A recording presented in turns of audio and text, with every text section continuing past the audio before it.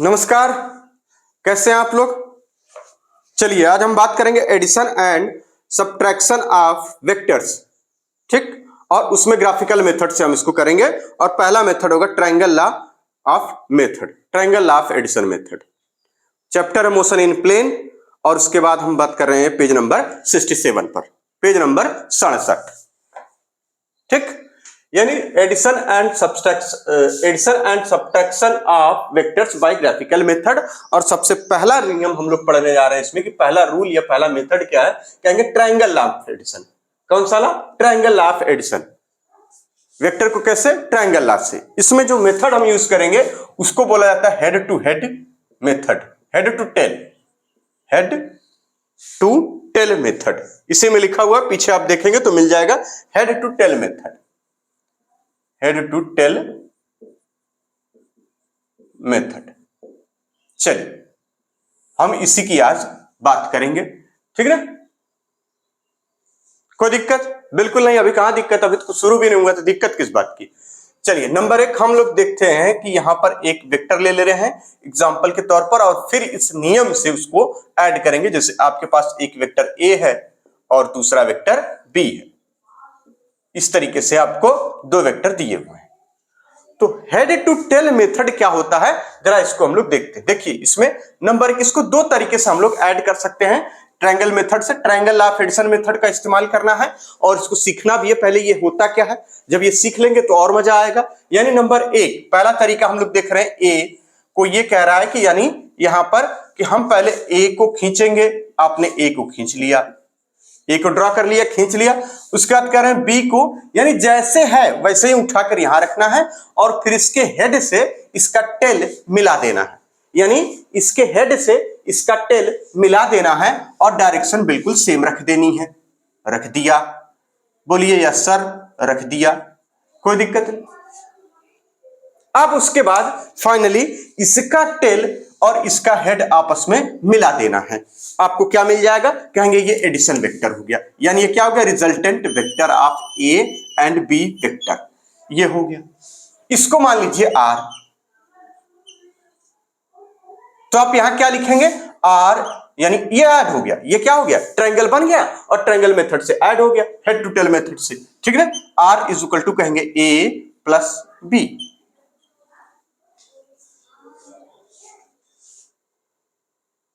कोई दिक्कत नहीं, ठीक। अब किसी बंदे ने यह कहा कि हम ऐसा नहीं ऐसा करेंगे, यानी पहले बी को हम ड्रा करेंगे। यानी पहले बी को हम यहां पे खींच लिया हमने और उसके बाद उसने कहा कि हम फिर उसके बाद उसके हेड से ए वाले का टेल मिलाना चाह रहे हैं। हमने कहा ठीक है मिला दो, हमें कोई दिक्कत नहीं, हमें क्या परेशानी, ठीक। फिर उसके बाद इसका बी वाले का टेल इस ए वाले के हेड से मिला देना होगा। ये कौन सा है, कहेंगे ए है। साफ साफ दिख रहा है बिल्कुल अच्छे से, कोई दिक्कत तो नहीं हो रही, नहीं। अब यहां पर हमने क्या किया कि हम फिर इसको यहां से यानी इसके टेल से इसका हेड मिला दिए। ये रहा, इसको नाम दे दे आर डैश, इसको क्या नाम दे दे, आर डैश। तो आप पाएंगे कि R dash is equal to vector A plus vector B, आपने ऐड कर लिया। आप अगर ये आर डैश और आर पर नजर डालें, यहां जो आर वेक्टर है, आर डैश वेक्टर, तो आप देखेंगे कि दोनों की डायरेक्शन और दोनों का मैग्नीट्यूड सेम है। दोनों की डायरेक्शन और दोनों का मैग्नीट्यूड सेम है। ये भी इधर से इधर, ये भी इधर से इधर, यानी इसका मैग्नीट्यूड और मैग्नीट्यूड ये इतना, एक ही इतने मान लेते, कोई भी इतना 10 यूनिट, तो इसका भी 10 यूनिट, इस तरीके से आपको मिल जाएगा। कोई दिक्कत है यहां तक? नहीं। इसका मतलब फ्रॉम ए एंड बी हम ये कह सकते हैं, इसको लिखिए, इसको पूरा, फ्रॉम ए एंड बी हम क्या कह सकते हैं कि आर डैश या R vector is equal to R dash vector. कोई दिक्कत? बिल्कुल नहीं। इसका मतलब हम ये कहेंगे कि यानी ये जब ये इसके बराबर है तो ये इसके इक्वल भी होगा। यहां पे बी प्लस ए करना होगा ना, पहले आप बी को ड्रा किए हैं तो बी प्लस ए लिखिए ना, नहीं तो गड़बड़ हो जाएगा ना सब, बी प्लस ए, क्योंकि पहले बी फिर प्लस ए किया, ठीक। यानी R is equal to R dash, इसका मतलब आप लिख सकते हैं क्या, vector A plus B is equal to vector B plus A. यानी इसका जो सीक्वेंस है, जो क्रम है, वो बदल जाने से क्या प्रभाव पड़ रहा है, कोई इफेक्ट पड़ रहा है। यानी इसके जो मैग्नीट्यूड रिजल्टेंट वेक्टर पर, यानी जो ए और बी का रिजल्टेंट है वो आर है, यहां पर बी और ए का रिजल्टेंट आर डैश है, दोनों का मैग्नीट्यूड, दोनों की डायरेक्शन सेम है, बिल्कुल सेम है। क्या इसका मतलब हम अगर इसका क्रम बदल दें, यानी ए और बी की जगह हम पहले बी और ए को ऐड करें, तो क्या रिजल्टेंट पे कोई असर पड़ रहा? बिल्कुल नहीं पड़ रहा। इसका यह मतलब हुआ कि यानी अगर इसका क्रम या सीक्वेंस बदल जाने से रिजल्टेंट पर कोई असर नहीं पड़ता, तो इस नियम को क्या कहते हैं? इस नियम को क्या कहते हैं? Law of commutative, commutative law of addition नियम। ठीक है ना? तो इस बात को यहां पर आप लिख लीजिए कि मतलब द वेक्टर एडिशन, यानी इस रूल से हमें यह पता चल जा रहा है कि 10 vector addition follow commutative law, क्रम विनिमेय नियम, हिंदी में कहते हैं क्रम विनिमेय नियम। तो इस बात को नोट कर लीजिए। ठीक, ऐसे लिख लीजिए, ज्यादा बेहतर रहेगा। तो इसको लिखिए 10, यानी इस प्रकार हमने देखा कि हमें क्या मिल रहा है कि वेक्टर एडिशन, इसको लिखिए, एकदम सेम एनसीईआरटी वालों ने छापा है, द वेक्टर्स एडिशन फॉलो, क्या फॉलो करता है? Commutative law. ठीक है ना? बुक में मिल रहा होगा, आप देख लीजिए।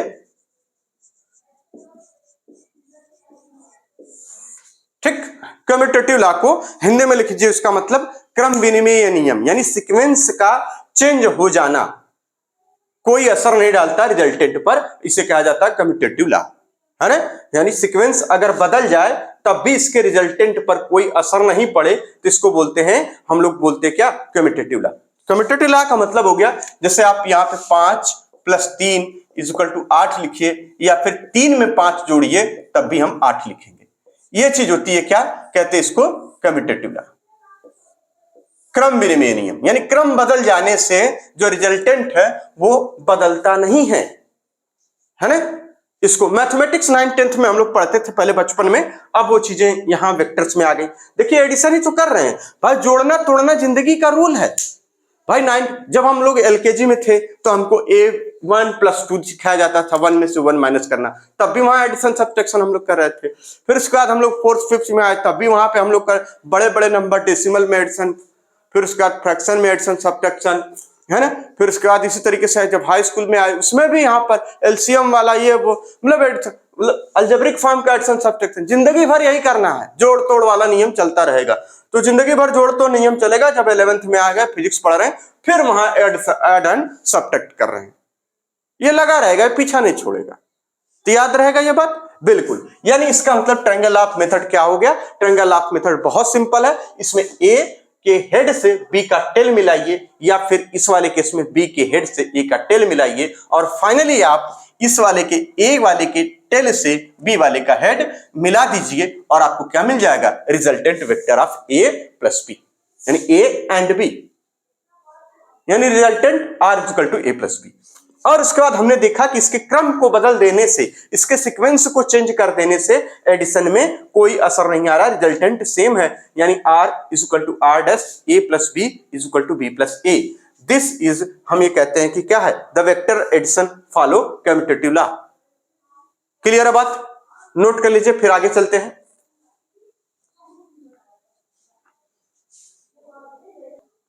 चलिए अगला एग्जांपल है, एक दूसरा है, इसको जरा समझते हैं। सेकंड केस लेते हैं, जिसमें एक वेक्टर ए है और उसके बाद वेक्टर बी ऐसे है, और उसके बाद वेक्टर सी जो है वो ऐसे है, ये गिवन है। इसको ऐड करना है, कह रहे हैं तीनों को ऐड करिए और फिर देखिए क्या होता है। ठीक, चलिए अब सवाल यह है कि ए तरीका और दूसरा तरीका। एक तरीका ए तरीका है, किसी ने ये कहा कि हम भैया पहले ए को ऐड करेंगे, फिर उसके बाद उसमें बी को ऐड कर लेंगे, और उसके बाद ये जिनका जो रिजल्टेंट आएगा ये ए और बी, इसमें, यानी बड़ी सावधानी से इसको लिखिए। कोई दिक्कत हो रही है क्या? कोई दिक्कत नहीं हो रही?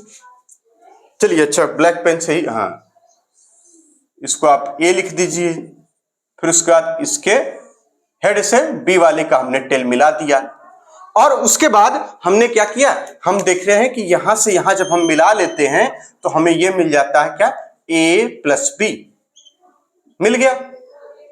थोड़ा सा नीचे बनाना चाहिए था ना, वही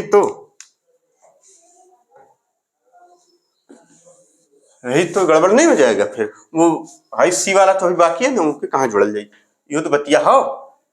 ये बाबू एक कैसे जुड़ाई, देखा है तरह, ये ए हो गया, ठीक, ए हो गया, एक वेक्टर इसमें हो गया बी।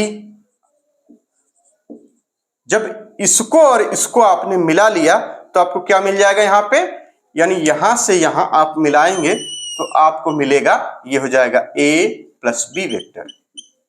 अब इस ए प्लस बी वेक्टर के जो, यानी ए और बी के रिजल्टेंट में जो ए प्लस बी आ रहा है, इसमें आपने ड्रा कर दिया सी, यानी इसके हेड से सी का टेल आपने जैसे था ऐसे ही। याद रखना इसको इसी तरह से रखना होता है, जो जैसा है वैसे ही। ये नहीं कि बी ऐसे है तो हम जो शौक में आए, शौकिया हमारे पास, भाई जाहिर सी बात है शौक तो सबको होता है, चलो हमने बी को ऐसे कर दिया, नहीं, ये नियम नहीं है। जैसा मैग्नीट्यूड, जैसी डायरेक्शन, सेम उसी तरीके से चीजों को रखना होता है।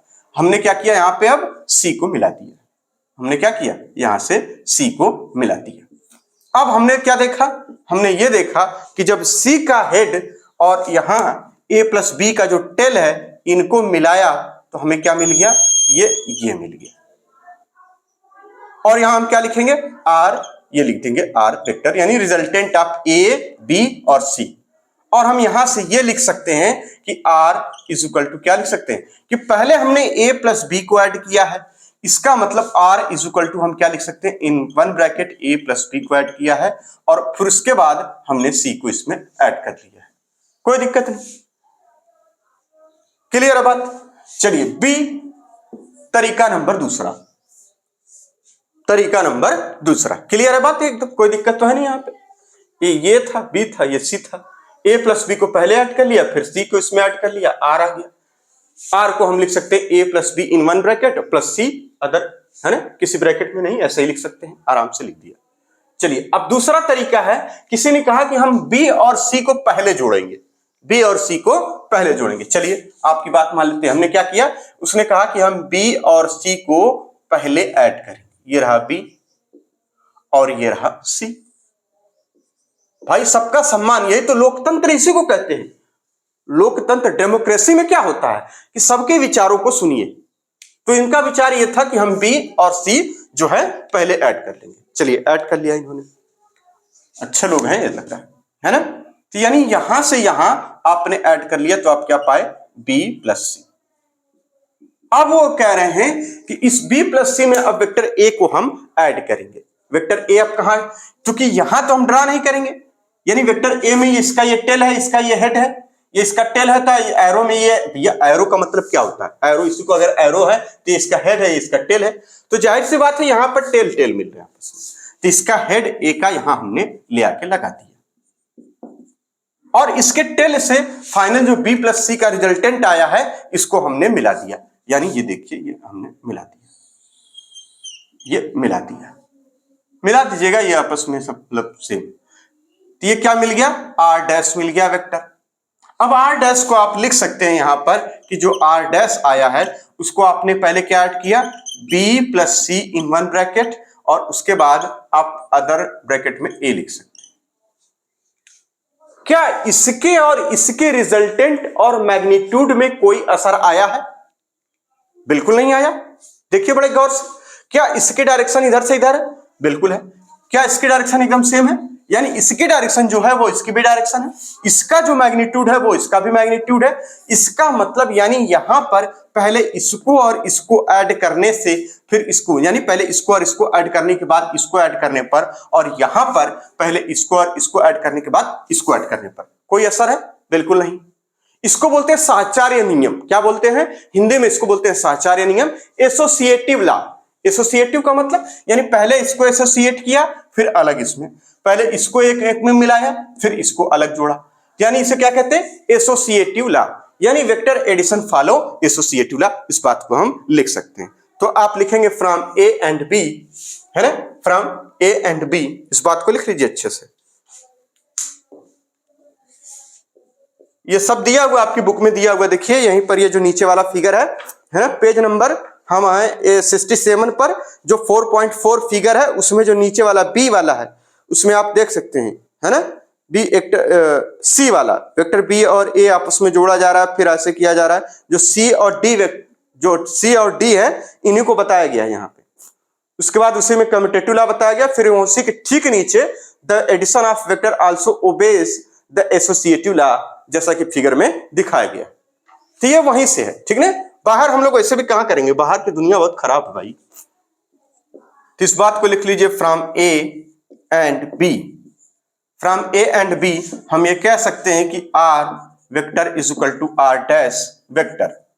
देयरफॉर हम ये कह सकते हैं यहाँ पे कि A plus B in one bracket और plus C vector is equal to, हमें क्या मिल रहा, कहेंगे ये जो हमने बनाया ये वेक्टर है, ये इसको ऐसे पूरा भी बना सकते हैं, कोई वो नहीं है, ठीक ना। तो यहाँ पर बी प्लस सी और ये दोनों में रिजल्टेंट में कोई असर नहीं आ रहा।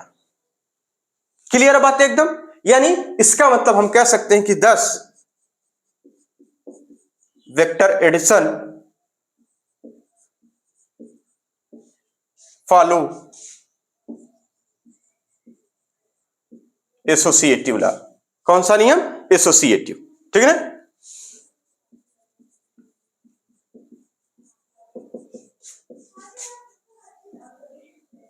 एसोसिएटिव का मतलब यानी ये दोनों आपस में एसोसिएट हुए फिर ये ऐड हुआ, यहां पर ये दोनों आपस में एसोसिएट हुए फिर ये ऐड हुआ, ठीक। इस बात को एकदम अच्छे से नोट कर लीजिए। फिर अब आगे चलते हैं, कुछ और चीजें देखते हैं, इसको नोट कर लीजिए अच्छे से। चलिए अब देखिए इस पैराग्राफ में दे रखा है नल वेक्टर या फिर जीरो वेक्टर, ठीक ना। ऊपर से पेज नंबर 68 पहला दूसरा तीसरे पैराग्राफ में आपको यहां दिया हुआ है क्या, नल वेक्टर या फिर जीरो वेक्टर। अब ये क्या होता है, देखिए जिसका मैग्नीट्यूड क्या हो, जीरो हो, मैग्नीट्यूड क्या हो, जीरो हो, और साथ ही साथ जो डायरेक्शन है वो नॉट स्पेसिफाइड, डायरेक्शन का आता पता ना हो या अनडिफाइंड हो, तो हम क्या कहेंगे यहां पर ये नल वेक्टर या फिर जीरो वेक्टर, ठीक। नल मतलब कुछ नहीं। जैसे एग्जांपल के तौर पर आपसे ये कहा जाए कि एक वेक्टर हमारे पास ए है इस तरीके से, और इसमें एक वेक्टर और ऐड करना है माइनस ए, बताइए क्या होगा, है ना। इन दोनों को ऐड करना है, या ये माइनस है, ये वाला माइनस है, ठीक, इन दोनों को ऐड करना है। जब आप इसको ऐड करेंगे तो क्या लिखेंगे, यानी वेक्टर ए और प्लस का फिर माइनस वेक्टर ए, क्या मिलेगा आपको, जीरो वेक्टर। क्या मिलेगा, कहेंगे जीरो वेक्टर हमें मिल जाएगा, ठीक, क्या मिल जाएगा, जीरो वेक्टर। और इस जीरो वेक्टर के जो मैग्नीट्यूड होगा वो क्या होगा, कहेंगे जीरो होगा। यानी इस जीरो वेक्टर की जो डायरेक्शन है हमें नहीं पता, इसका मैग्नीट्यूड वो भी नहीं पता, यानी कुछ भी नहीं पता, लेकिन यहां पर देखिए ऐड करके हमें एक वेक्टर मिल रहा है जिसको हम कह दे रहे हैं माइनस ए, यानी ये जीरो वेक्टर है, कोई दिक्कत नहीं। अब कह रहे हैं कि नोट, एक नोट में कई सारी बातें उन्होंने एक साथ बता रखी हैं, यही होता है क्या, इसको हम बोल देते हैं क्या, कहेंगे नल वेक्टर या फिर जीरो वेक्टर। इसका फिजिकल एप्लीकेशन क्या वो भी हम लोग देखते हैं अभी थोड़ी देर में। यानी हमसे कहा जाए कि अगर किसी वेक्टर ए में जीरो वेक्टर ऐड किया जाए तो क्या मिलेगा, कहेंगे वेक्टर ए मिलेगा, इसमें तो कोई डाउट नहीं, ठीक। आगे बता रहे हैं, कह रहे हैं कि अगर किसी जीरो वेक्टर में किसी रियल नंबर का मल्टीप्लाई कर दिया जाए तो आपको क्या मिलेगा, कहेंगे जीरो वेक्टर मिलेगा, जिसका मैग्नीट्यूड क्या होगा, कहेंगे जीरो, मैग्नीट्यूड क्या होगा, कहेंगे जीरो होगा, जिसका मैग्नीट्यूड क्या होगा, जीरो, या सिंपली ऐसे लिख दीजिए जीरो। आगे बता रहे हैं कि अगर किसी वेक्टर में जीरो वेक्टर का मल्टीप्लाई कर दिया जाए तो क्या होगा, या फिर किसी वेक्टर में जीरो का मल्टीप्लाई कर दिया जाए तो क्या मिलेगा, कहेंगे जीरो वेक्टर मिलेगा। ये जीरो वेक्टर या नल वेक्टर क्या है, इसको कैसे हम लोग समझेंगे, देखिए एग्जांपल के तौर पर आप कब आप जीरो वेक्टर या फिर ये डायरेक्शन अनडिफाइंड या जिसका मैग्नीट्यूड जीरो कब मिलेगा आपको, तो आप इन केस ऑफ डिस्प्लेसमेंट आप चीजें देखते हैं। जब आप डिस्प्लेसमेंट पढ़ रहे थे तो आप ये यानी मोशन इन स्ट्रेट लाइन पिछला चैप्टर हमने पढ़ा भी अभी, उसमें हमने ये कहा कि अगर ये ओरिजिन ओ है और यहां से कोई पार्टिकल लिए गया यहां से ओ से लेके बी तक और वापस यहां से आ गया ये यहां तक, यानी इसका डिस्प्लेसमेंट वेक्टर है तो कहेंगे ओ बी है, यहां से यहां तक डिस्प्लेसमेंट वेक्टर कहेंगे यहां पे बी ओ है, बी ओ है। अब इन दोनों को ऐड करिए तो आप क्या पाते हैं, यानी नेट डिस्प्लेसमेंट, मतलब कोई पार्टिकल या कोई ऑब्जेक्ट, कोई कार यहां से यहां तक गई इस बी पोजीशन तक और बी से वापस ओ तक आई, तो आप कहते हैं डिस्टेंस तो कवर हुआ है, जो डिस्टेंस है ओबी और प्लस ओबी यानी 2OB हो जाता है। यानी डिस्टेंस आप इसमें बता लेते हैं बड़ी आराम से, कहेंगे distance is equal to 2OB। लेकिन जब डिस्प्लेसमेंट की हम बात करें तो डिस्प्लेसमेंट आप जानते हैं सभी लोग कि डिस्प्लेसमेंट मतलब होता है कि फाइनल और इनिशियल पोजीशन, यानी change in final and initial position. तो इनिशियल पोजीशन भी ओ है और फाइनल पोजीशन भी ओ है, यानी इसकी और इसकी पोजीशन में चेंज कितना है, कहेंगे 0 का है इस समय। तो यानी यहां पर जब हम डिस्प्लेसमेंट की हम बात कर रहे हैं तो कह रहे हैं क्या, डिस्प्लेसमेंट है इसका 0।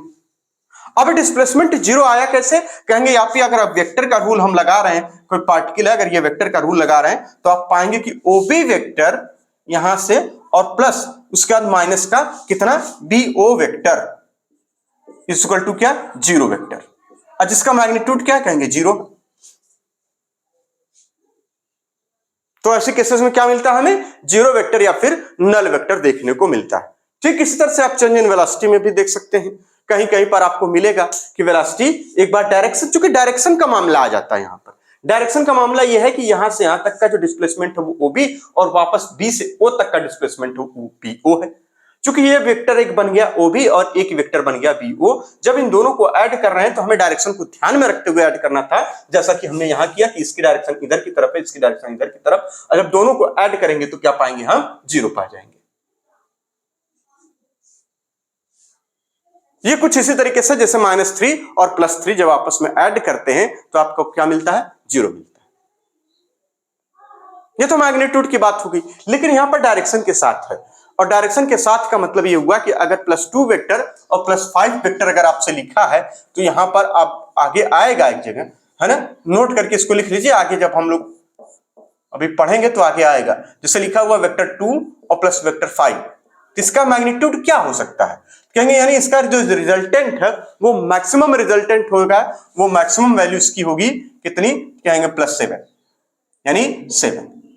अब मिनिमम वैल्यू जो होगी उसकी क्या हो जाएगी, कहेंगे 3 यानी 3 वेक्टर, यानी 2 + 5 वेक्टर को जब ऐड करेंगे, यानी कोई वेक्टर है जिसकी 2 यूनिट मैग्नीट्यूड, इसका 2 यूनिट है, कोई वेक्टर जिसका मैग्नीट्यूड 5 यूनिट का है, इन दोनों को ऐड किया जाएगा तो कहेंगे ऐड करने पर जो मैक्सिमम रिजल्टेंट आएगा वो हो जाएगा 7 यूनिट वेक्टर, यानी 7 यूनिट का कोई एक वेक्टर। जब मिनिमम रिजल्टेंट आएगा कहेंगे यहां पे, कहेंगे 3 यूनिट का कोई वेक्टर आएगा।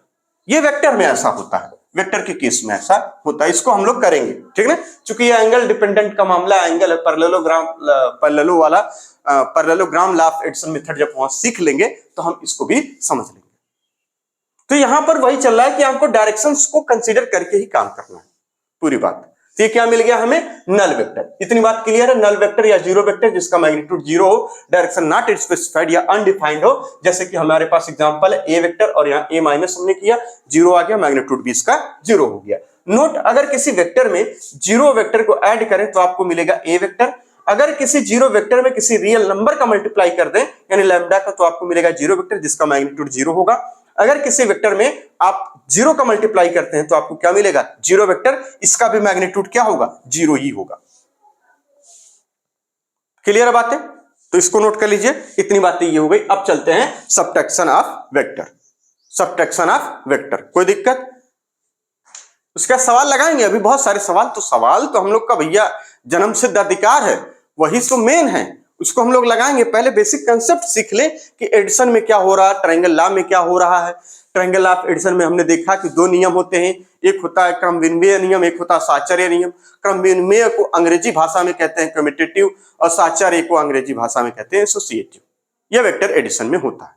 अब हम लोग चलते हैं जरा सबट्रैक्शन ऑफ वेक्टर, इसको नोट कर लीजिए अच्छे से।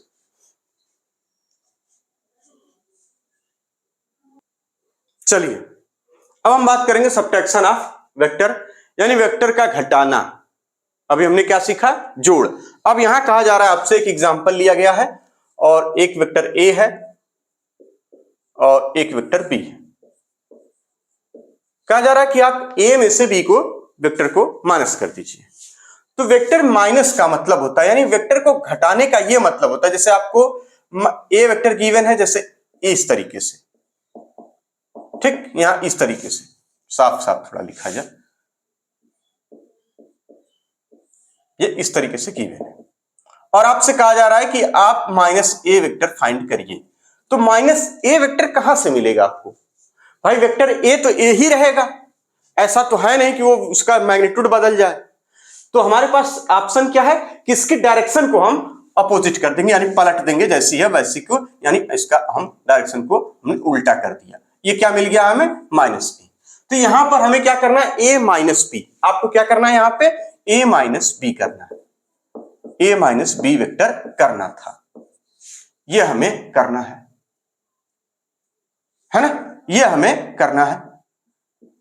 ठीक, इसका मतलब माइनस बी है, यानी बी की डायरेक्शन को अपोजिट कर देना है। तो आपको क्या मिलेगा? यानी ए वेक्टर जैसे था वैसे ही लिख देना है, ये ए वेक्टर है और इसमें जो बी वेक्टर है इसकी डायरेक्शन को ठीक अपोजिट ये देखिए आपको इसमें ऐड कर देना था। अब यहां लिखना ये, अब यानी हमने क्या किया, एक वेक्टर को जैसे था वैसे ही साधा, यहां है ना, वैसे ही साधा, कोई दिक्कत तो नहीं। बी को हमने क्या किया? उल्टा कर दिया और साथ डायरेक्शन इसकी हमने पलट दी, सेम डायरेक्शन हमने यहां क्या करी? पलट, थोड़ा सा मैग्नीट्यूड बड़ा हो गया, छोटा कर लीजिए। अब उसके बाद हमारे पास क्या ऑप्शन था ट्रायंगल ऑफ एडिशन मेथड में कि इसका आपने हेड, इसके हेड से बी का टेल आपने अपोजिट करके ड्रा कर लिया और उसके बाद ये देखिए इसका टेल और इसका हेड आपस में मिला दिया और यहां रिजल्टेंट क्या लिखेंगे? आर वेक्टर, और आर वेक्टर क्या लिखेंगे यहां पे? R vector is equal to vector A minus का वेक्टर बी। नंबर ए, कोई दिक्कत? बिल्कुल नहीं। चलिए नंबर बी, बी नंबर में आपसे कहा जा रहा है बी माइनस ए करिए। क्या करिए? बी माइनस ए। बहुत से बच्चों को ये सब आता होगा, लेकिन हम लोग अपने समझने के लिए कर रहे हैं। जो नए बच्चे हैं, जो नए लोग जुड़ रहे हैं, या जिनको एकदम ये सब चीजें बहुत पिछड़ गई हैं, छूट गई हैं, उनको सीखना है तो वो आराम से इसको सीख सकते हैं, कोई दिक्कत नहीं। तो हमारा टारगेट भी वही है कि सब लोग सीखते हुए चले, है ना। अब ये करना है, क्या मिला हमें? b माइनस ए करने के लिए, यानी b को जैसा है वैसे ही बना लीजिए, b को जैसा है वैसे ही बना लीजिए। बना लिया, b को हमने जैसा है वैसे बना लिया। कह रहे माइनस ए को माइनस कर दीजिए। अब कहां से माइनस करेंगे? इधर या इधर? चलिए थोड़ा सा दूर बनाते तो और अच्छा होता, दूर बना ले रहे हैं। ये रहा b और b के हेड से उसका इसका अपोजिट करते हुए इसका टेल मिला देना था, यानी ये रहा बहुत लंबा, ऐसे कहां, ये ऐसे, ऐसे, ये हमने इसको मिला दिया। ये क्या है? माइनस बी है, बड़ी सावधानी से। अब फाइनली जो करना होता है हमें पता है, यानी ये देखिए यहां से यहां हमने मिलाया और इसको लिख दिया आर डैश वेक्टर। और हम यहां क्या देख रहे हैं कि आर डैश अब की बार जब b माइनस ए हुआ तो इसकी मैग्नीट्यूड तो बराबर है, लेकिन डायरेक्शन क्या हो गई? अपोजिट हो गई। डायरेक्शन क्या हो गई? अपोजिट हो गई। यानी क्या इसका मतलब सेम चीज मिल रही है? कहेंगे मिल तो मैग्नीट्यूड सेम रहा है, लेकिन डायरेक्शन अपोजिट है, तो इसको क्या कहा जाता है? कहेंगे vector subtraction is not commutative. Vector subtraction is not commutative. Clear है बात? कोई दिक्कत नहीं। तो इस बात को लिख लीजिए, from A and B, from A and B आप क्या देख रहे हैं? कहेंगे कि R vector is not equal to R dash vector, लेकिन इनका मैग्नीट्यूड सेम है। बट मैग्नीट्यूड ऑफ आर यहां पे आप लिख सकते हैं यहां पे, but magnitude of R is equal to magnitude of R dash. ये चीजें एकदम क्लियर है, ये इसमें कोई शक नहीं है। तो इसलिए हम ये कह सकते हैं यहां पर अगली लाइन में कि a minus B is not equal to b minus A vector. ठीक, और हम लिख सकते हैं यहां पे क्या लिखेंगे कि vector addition, therefore vector addition is not commutative. क्यों? क्योंकि यहां पर डायरेक्शन बदल जा रही, डायरेक्शन चेंज हो गई। यानी इसका मतलब हम कहेंगे कि वेक्टर 10, देयरफॉर वेक्टर सबट्रैक्शन, हम लोग सबट्रैक्शन पढ़ रहे हैं ना, is not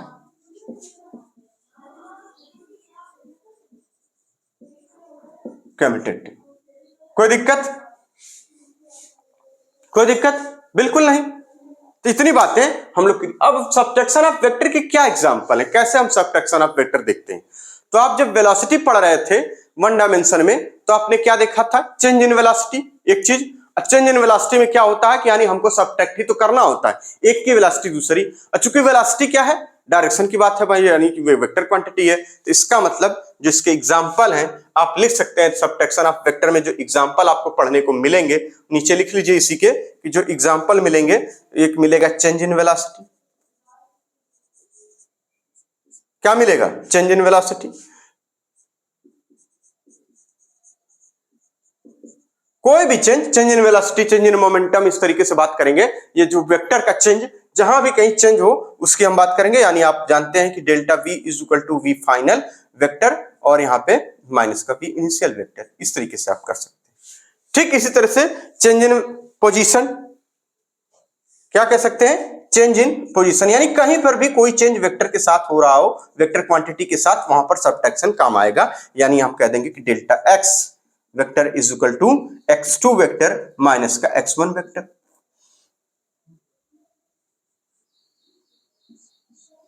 x2 vector minus का x1 वेक्टर। रिलेटिव वेलोसिटी भी इसी तरीके से थी, यानी हम रिलेटिव वेलोसिटी में भी ये बातें लिख सकते हैं। यहां पे लिख लीजिए, in case of relative velocity में भी यही चीज हमें देखने को मिलती है। अब 2 डायमेंशन होगा तो 2 डायमेंशन में, और 1 डायमेंशन होगा तो 1 डायमेंशन में।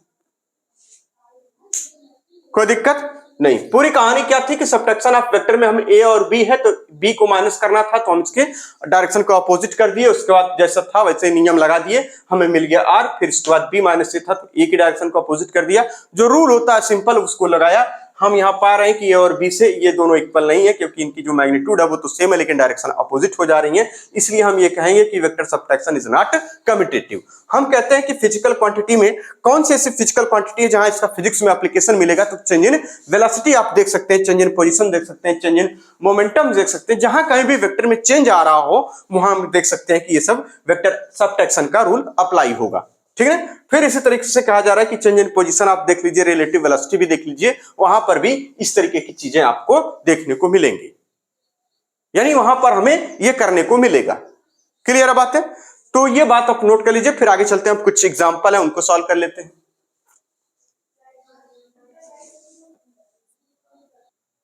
चलिए एक एग्जांपल है, एक सवाल है। बड़े सवाल को बड़े ध्यान से देखिए। ए वेक्टर गिवन है, बी वेक्टर गिवन है। क्लियर बात है? आपको फाइंड करना है ए प्लस बी, फिर उसके बाद A plus 2b, 2a minus B, A minus B, ये चीजें आपको फाइंड करनी है। दिख रहा है साफ साफ? कोई दिक्कत? चलिए, यानी इसका मतलब ए वाले पे चलते हैं हम लोग। फर्स्ट नंबर पे कहा जा रहा है कि ए प्लस बी, सिंपली हम ए को ड्रॉ कर लेंगे। अब इसमें तो कोई दिक्कत नहीं, बी को ड्रॉ कर लिया और यहां पे डायरेक्शन लगभग सेम, और ये हमारे पास बन गया ए प्लस बी। वेक्टर लगाना कतई नहीं भूलेंगे, भूल से भी। नंबर सेकंड हमसे कहा जा रहा है, अच्छा ये बी सी डी होना चाहिए, चलिए इसको थर्ड कर लीजिए, इसमें कौन सी बात है, फोर्थ कर लीजिए। ठीक है। सेकंड में कहा जा रहा है ए प्लस 2b, यानी ए को जैसे था वैसे हमने बना लेना है। ये बना लिया हमने ए वेक्टर, और 2b यानी बी वेक्टर जितना है इसी में एक इतना और मैग्नीट्यूड ऐड कर देना है। दैट मींस एक बार ये और फिर इसके बाद ये इतना और, यानी ये क्या हो गया? 2b वेक्टर हो गया। बस ये लाइन ही तो खींचनी और क्या करना था, और आपने इसको मिला दिया। ये क्या हो गया? कहेंगे a प्लस 2b वेक्टर बन के तैयार। थर्ड में कह रहा है 2a माइनस बी करना है, 2a माइनस बी। देखिए 2a यानी a और फिर इसमें a, that means arrow finally हम कहां लगा लेंगे, यानी एरो का हेड बना लेंगे 2a पर। लेकिन हमसे कहा जा रहा माइनस बी। अब माइनस बी का मतलब इसकी डायरेक्शन को क्या करना है? अपोजिट कर लेना है। ये माइनस बी हो गया, और इसको जब हम मिलाएंगे तो हमें क्या मिलेगा? कहेंगे यहां पे 2a माइनस बी ऐसे लिख लेंगे, ये इसका रिजल्टेंट हो जाएगा। क्लियर बात है? फटाफट इसमें कौन सी बात है? नंबर 4 इसमें कहा जा रहा है कि a माइनस बी करना है, तो यानी आप a बना लीजिए, फिर उसके बाद कहा जा रहा है माइनस बी करना है, तो माइनस बी कर लीजिए। आपको क्या मिल जाएगा? ये सिंपल। अरे इतना दूर थोड़ा जाएगा, ये ऐसे। ये क्या मिल गया, a माइनस बी। कोई दिक्कत? क्लियर सारी बातें? कोई दिक्कत?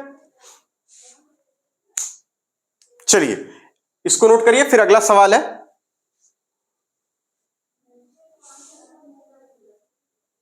चलिए अगला सवाल है, आपसे कहा जा रहा है कि एक ऑब्जेक्ट है या पार्टिकल या कार है, कह रहा है कि 10 मीटर पर सेकंड जो इनिशियल वेलोसिटी है उसकी, वो नॉर्थ डायरेक्शन में पहले, और उसके बाद 10 मीटर पर सेकंड से वो कुछ देर तक चलता है, फिर उसके बाद वो ईस्ट डायरेक्शन में 10 मीटर पर सेकंड से चलता है, ठीक ना। तो कह रहा है कि फाइंड चेंज इन वेलोसिटी। मतलब अब सवाल की लैंग्वेज नहीं लिख रहे, सवाल को हम ऐसे समझा दे रहे हैं कि उनके कहने का मतलब है कि कोई ऑब्जेक्ट है या कोई पार्टिकल है, वो पहले कैसे चल रहा है, कह रहा है 10 मीटर पर सेकंड से ऐसे नॉर्थ की तरफ,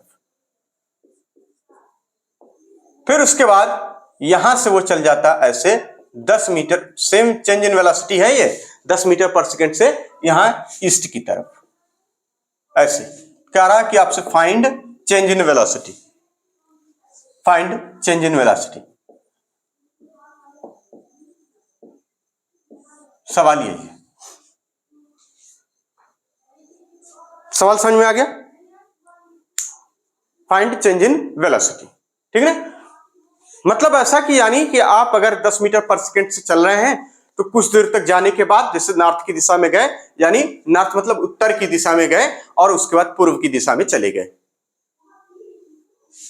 और आपकी जो वेलोसिटी है जिसका मैग्नीट्यूड है 10 मीटर पर सेकंड है, वो भी नॉर्थ में जाने पर भी 10 मीटर पर सेकंड है, और जब आप ईस्ट में यानी पूर्व में जा रहे हैं तब भी 10 मीटर पर सेकंड है। तो पहले अब यहाँ पे डायरेक्शन की बात है ना कि डायरेक्शन कैसे लिखी जाती है।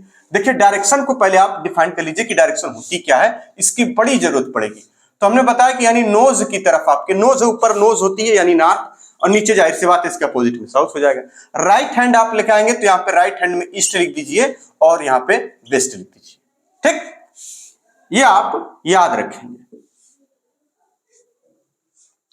और यहां आप सवाल में क्या है कि पहले पार्टिकल कह रहा है कि पार्टिकल या कार या जो भी चीज पहले क्या जा रही है, कहेंगे यहां पे देखिए इस तरीके से जा रही है, यानी अब क्या है, चेंज इन वेलोसिटी पूछा गया, चेंज इन वेलोसिटी। तो चेंज इन वेलोसिटी हमें मालूम है कि change in velocity delta v is equal to v final, और माइनस का होता है v इनिशियल, यही होता है v फाइनल, फिर माइनस का v इनिशियल होता है, ये चेंज इन वेलोसिटी होता है। फाइनल वेलोसिटी क्या है इसकी, यानी ये देखिए 10 मीटर पर सेकंड ईस्ट की तरफ इसकी फाइनल वेलोसिटी, तो इसका वेक्टर हम बनाएंगे v फाइनल का, वो हो जाएगा इधर की तरफ 10 मीटर पर सेकंड, ये हम कह देंगे ये v फाइनल। फिर कहा जाएगा माइनस का इनिशियल, इनिशियल क्या है इसका, यानी ये इधर वाला, तो माइनस करना इसको, यानी इसी में इसको हमने माइनस कर दिया, यानी हमें मिल गया v इनिशियल जो कि माइनस है, और ये है कितना, कहेंगे 10 मीटर पर सेकंड जिसका मैग्नीट्यूड है। और आप यहां से यहां लिखाएंगे ये वाला, कहेंगे ये क्या हो जाएगा, कहेंगे v फाइनल माइनस का v इनिशियल वेक्टर, और यही चीज क्या हो जाएगा, डेल्टा v। अब डायरेक्शन क्या हो गई, कहेंगे ये देखिए ईस्ट की डायरेक्शन थी, ये साउथ में आपने निकाला, और जो चेंज इन वेलोसिटी की जो डायरेक्शन आई, यानी ये वाली जो डायरेक्शन आ रही है, जिसको हम एक अलग पेन से डिनोट कर लें, ये और क्लियर हो जाएगा अब, यानी ये यहां से ये ऐसे, इसकी जो डायरेक्शन आ रही है डेल्टा v की, वो किधर की तरफ आ रही है, तो कहेंगे देखिए यहां से, तो आप यहां देख रहे हैं ये किस में आ रही है, यानी ये इधर की तरफ आ रही है, यानी साउथ ईस्ट में, किधर आ रही है, साउथ और ईस्ट। कई बार इसमें एंगल भी बोला जाएगा, तो उसका भी घबराने की जरूरत नहीं, वो भी सब आएगा, ठीक है ना, बीचों बीच रहेगा तो 40-45 डिग्री का हो जाता है, 45 डिग्री इधर 45 डिग्री इधर, ठीक, यानी डेल्टा v की जो डायरेक्शन है वो साउथ ईस्ट है। और चेंज इन वेलोसिटी कितनी आएगी, चूंकि ये भी 10 मीटर का है, ये भी मैग्नीट्यूड 10 का है, ये भी मैग्नीट्यूड 10 का है, तो फाइनल इसका जो मैग्नीट्यूड आएगा वो कितना आएगा, 10√2 आएगा, ठीक है ना। कैसे, जैसे ऐसे आप कर लेते हैं, अगर ये a है ये a है तो ये कितना आता है a√2, आपको तो ये सब पता ही होगा।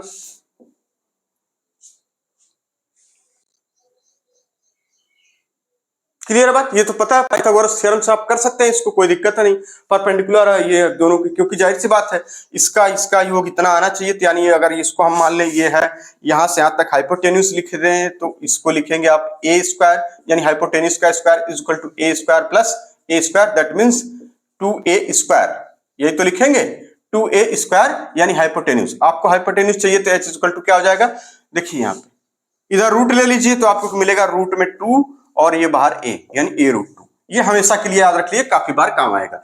इसका मतलब अगर ये 10 है, ये 10 है और दोनों एक दूसरे से कितने पे हैं? परपेंडिकुलर।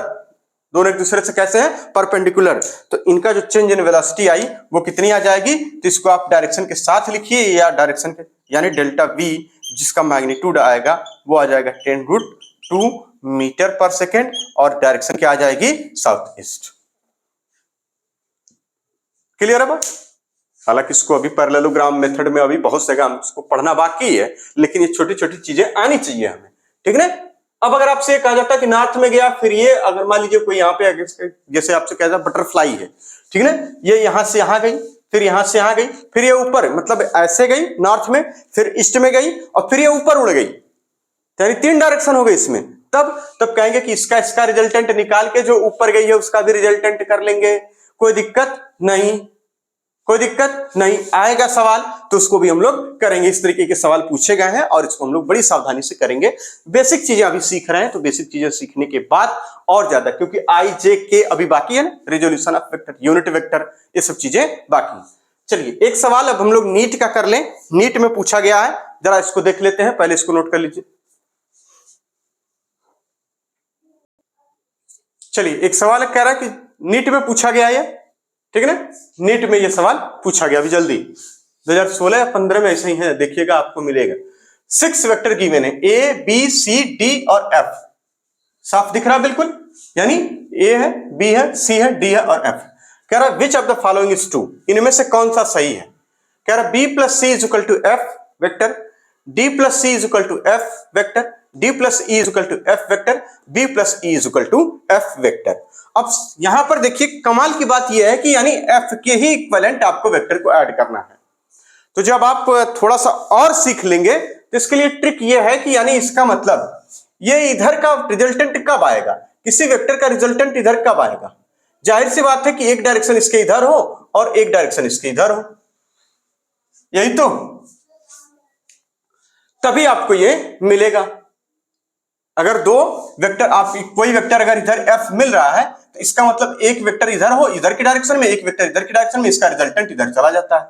तो ये वाला वेक्टर तो आपको मिल जाएगा ये, और ये वाला वेक्टर चूंकि ये प्लस है, माइनस भी था सर, नहीं माइनस नहीं था, एक मिनट, हमने सारे सही बनाए, ई वाले को हमने गलत बना दिया, ए बी सी डी और एक ई रह गया, ई छूटा हुआ है, सॉरी, जरा ई वाले को देख लीजिए, वही तो, ये रहा ई वेक्टर और फिर उसके बाद ये है एफ वेक्टर। अब 6 हो जाएंगे, राम 2 3 4 5 6 हो तो गए, 6 तो हैं, ठीक है। यानी अब यहां पर इसका मतलब एफ वेक्टर अगर इधर ही चाहिए तो ये दो वेक्टर का ऐड सम हो सकता है, एक इसका और यानी कि एक इधर हो, यानी इधर चाहे जितने हो सकते हैं, ऐसे ऐसे ऐसे चाहे जितने हो सकते हैं, और ये इधर ऐसे ऐसे ऐसे, इधर चाहे जितने हो सकते हैं, इनका सम ये हो सकता है। तो जो वेक्टर यानी इधर की तरफ हो इधर की तरफ हो वो वाला ऑप्शन सही होगा।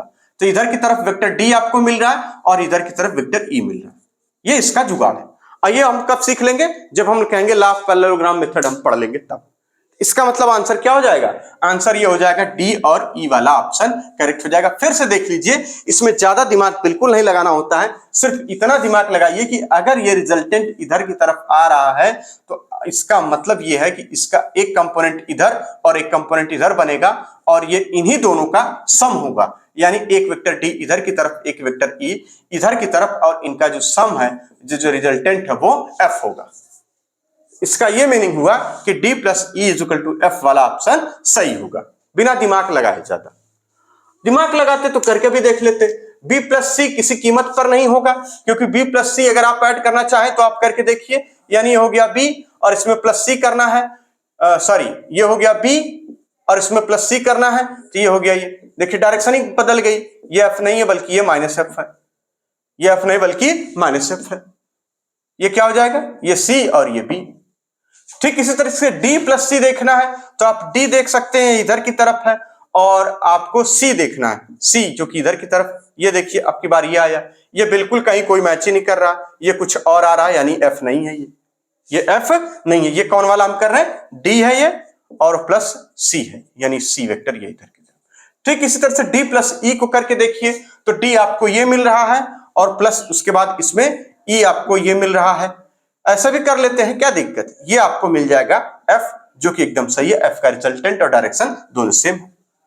कह रहे बी प्लस ई को देखिए, तो बी प्लस ई को देखेंगे तो आप देखेंगे ये हो जाएगा बी और प्लस ई, और प्लस ई का मतलब इसमें ये वाला ऐड कर लेंगे। ये देखिए इधर की तरफ मिल गया, जो कि एफ नहीं है, जो कि एफ नहीं है, कुछ और है। ये क्या है, बी और ये ई। सारी चीजें एकदम क्लियर हो रही है, कोई दिक्कत नहीं। तो इस तरीके के सवाल आपसे पूछे जाते हैं। 8 4 2 4 दे देंगे, उसमें से पूछेंगे कि ये वाला सही है या वो वाला सही है या कैसे सही है, आप इसको करके देखिए। तो यहां तक हमने अब पढ़ लिया। अब हम लोग पढ़ेंगे क्या, वेक्टर एडिशन बाई पैरेललोग्राम क्या होता है उसका, vector addition by parallelogram method, parallelogram law of method, ठीक है ना। पैरेललोग्राम लॉ क्या है इसको हम लोग पढ़ेंगे, पैरेललोग्राम मेथड से वेक्टर एडिशन पढ़ेंगे, ठीक। तो हम लोग कब पढ़ेंगे, नेक्स्ट लेक्चर में पढ़ेंगे। इतना के लिए आज के लिए बहुत है, छोटी छोटी चीजें हैं, क्योंकि उसमें जो पैरेललोग्राम मेथड बोलते, क्या बोलते हैं इसको, पैरेललोग्राम मेथड है, वो बहुत ही इंपॉर्टेंट है। उसको बहुत सारी चीजें उसमें आपको समझने की जरूरत होगी, और उसके लिए यहां पर एक एग्जाम्पल दिया हुआ है, पेज नंबर 71 पर, example number 4.2, find the magnitude and direction of resultant of two vectors A and be in the term of their magnitudes and angles between them. ये पूरा डेरिवेशन जो आपको पेज नंबर 72 पर किया गया है, यही है पैरेललोग्राम मेथड। ये क्या है, पैरेललोग्राम मेथड। तो इसको नेक्स्ट लेक्चर में हम करेंगे, और इसमें बहुत सारी बातें जो बहुत ही काम की हैं, बहुत ही इंपॉर्टेंट होंगी, उनको हम लोग नेक्स्ट लेक्चर में करेंगे। तब तक के लिए धन्यवाद। खूब मेहनत से एकदम दबा के पढ़िए, जो हो गया सो हो गया, है ना। परेशान होने की बिल्कुल जरूरत नहीं है। धन्यवाद।